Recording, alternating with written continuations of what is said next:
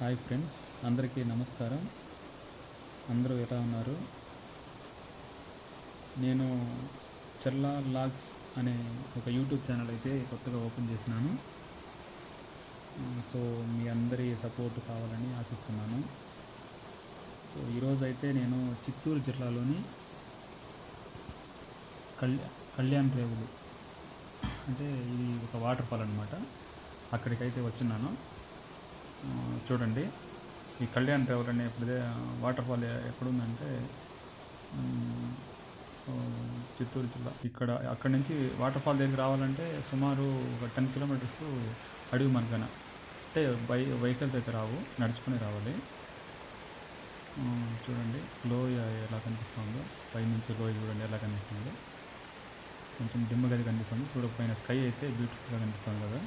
Okay, చూడండి water fall అదే చూడండి. వాటర్ ఫాల్లో ఎలా పైనుంచి వాటర్ ఫ్లో అవుతుందో.